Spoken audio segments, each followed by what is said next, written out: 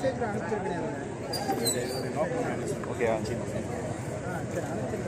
Sir, இப்போ ஒரு 3 லட்சம் வருஷமாக நம்ம மனிதர் இந்த பூமிக்கு வந்து 3 லட்சம் வருஷம் ஆச்சு. அதில் வந்து 12,000 வருஷமாக வந்து சிவிலைசேஷன்லாம் ஸ்டார்ட் ஆகி, அதாவது விவசாயம் பண்ணி கால்நடைகளை பராமரித்து இந்த மாதிரி பண்ண ஆரம்பித்து 12,000 வருஷம் ஆச்சு. அதுக்கப்புறம் நிறைய சிவிலைசேஷன்லாம் வந்துருக்கு. ஸோ இப்போது அதெல்லாம் அவங்க எப்படி வாழ்ந்தாங்க அப்படிங்கிறது இப்போ நம்ம வந்து அகழ்வார ஆராய்ச்சியில் தெரிய வருது. தூண்டி எடுக்கும்போது அவங்க யூஸ் பண்ண திங்ஸ் இதெல்லாம் வச்சு கண்டுபிடிக்கிற எத்தனை வருஷம் வாழ்ந்துருக்காங்க, என்னெல்லாம் யூஸ் பண்ணியிருக்காங்க. அது எதுவுமே பார்த்திங்கன்னா பயோ ஹசார்ட் கிடையாது. அதாவது சுற்றுச்சூழலுக்கு தீங்கு ஏற்படும் மாதிரி ஒரு விஷயமும் நம்ம கண்டுபிடிக்கல. நம் முன்னோர்கள் வாழ்ந்தது போன நூற்றாண்டு வரைக்கும். நம்ம இப்போலேருந்து ஒரு 500 வருஷம் கழிச்சு, இல்லை ஒரு 100 வருஷம் கழிச்சு இந்த பூமியை தோண்டும் போது என்ன கிடைக்கும்னு நினைக்கிறீங்க? ஆவின் பால் பாக்கெட்டு, பாட்டிலு, ரெனால்ட்ஸ் பேனா மூடி, பிளாஸ்டிக் பாட்டில், இது தானே கிடைக்க போகுது. ஸோ அப்போ இப்போலேருந்து ஒரு 1000 வருஷம் கழித்து வரப்போகிற சிவிலைசேஷன்லாம் நம்மளை பற்றி என்ன நினைப்போம்? அவங்களுக்கான பூமியை நம்ம விட்டுட்டு போகிறோம். நமக்கு முன்னாடி 3 லட்சம் வருஷமாக இருந்த இந்த பூமியை வந்து அவ்வளோ அழகாக நம்ம முன்னோர்கள் நம்மகிட்ட கொடுத்துட்டு போனாங்க. லாஸ்ட்டு ஒரு 200 வருஷத்தில் என்ன பண்ணி வச்சுருக்கோம்? ஸோ அப்படிங்கிற ஒரு விஷயத்த மக்கள்கிட்ட கொண்டு போகணும், ஒரு சின்ன ஒரு விழிப்புணர்வை ஏற்படுத்தணும் அப்படிங்கிறக்காக தான் நாங்கள் எல்லாம் நிற்க இருக்கோம். இந்த விழிப்புணர்வு வந்து மக்கள்கிட்ட போய் சென்றடைச்சுன்னு, ஏன்னா அரசும் சரி சமூக அமைப்புகளும் சரி பொதுவாக ஓயாமல் அது இந்த விழிப்புணர்வு நடத்திட்டுருக்காங்க. இது மக்கள்கிட்ட போய் சேர்ந்துருச்சுன்னு நினைக்கிறீங்களா? அதாவது அரசாங்கம் வந்து ஒரு அருமையான ஒரு விஷயம் கொண்டாந்தாங்க 2 வருஷம் முன்னாடி, மீண்டும் மஞ்சப்பை அப்படின்னு ஒரு விஷயம் கொண்டாந்தாங்க.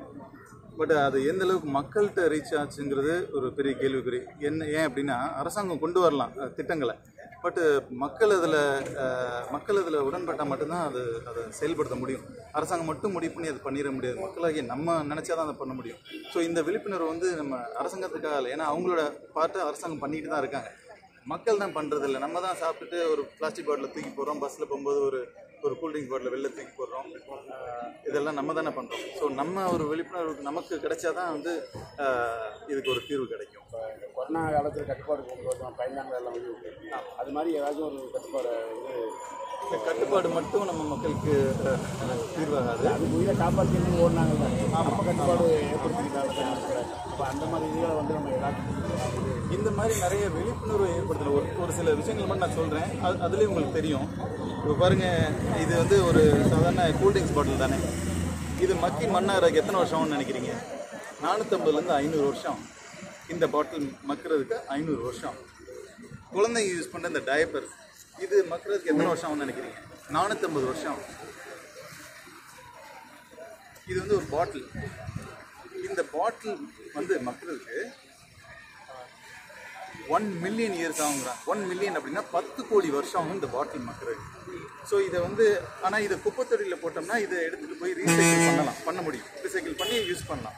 ஆனால் இதை வந்து ஒரு வயல்லையோ ஒரு ரோட்லேயோ ஒருத்தனை போட்டால் எப்படி இது குப்பைத்தொட்டிக்கு போகும்? அப்படிங்கிறப்ப இது ரீசைக்கிள் பண்ண முடியாதுல்ல. ஒரு சின்ன விஷயம், இந்த சிகரெட் பட்டு, இப்போ சிகரெட் பிடிச்சிட்டு ரோட்டில் தூக்கி வீசுகிறோம். அது மக்களுக்கு 8லேருந்து 12 வருஷம் ஒரு சிகரெட் பட்டு. அப்போ அதை யார் சாப்பிடும்? அந்த 8 வருஷத்துலேருந்து 12 வருஷத்தில் ஒரு குருவி, கோழி, ஒரு மாடு சாப்பிட்டு அவங்க இறந்து போயிடுறாங்க. இப்போ அந்த பிளாஸ்டிக்லாம் எங்கே போகுது? முக்கால்வாசி பிளாஸ்டிக் ஒன்று கடலுக்கோ இல்லை பூமிக்கோ போகுது. கடலுக்கு போகிறதுல என்ன ஆகுது? நிறைய மீன் எல்லாமே அதை தான் உணவுன்னு நினச்சி சாப்பிடுது. அந்த மீனை யார் சாப்பிட்றது? நம்ம தான் சாப்பிட்றோம். ஸோ அந்த பிளாஸ்டிக் திருப்பி நம்ம வயிற்றுக்குள்ளே தான் போகுது. மைக்ரோ பிளாஸ்டிக்காக போகுது. அதுக்கு வந்து கேன்சர்லேருந்து ஹார்ட் டிசீஸ்லேருந்து எல்லா ப்ராப்ளமும் அந்த மைக்ரோ பிளாஸ்டிக்ஸ்லேருந்து வருது.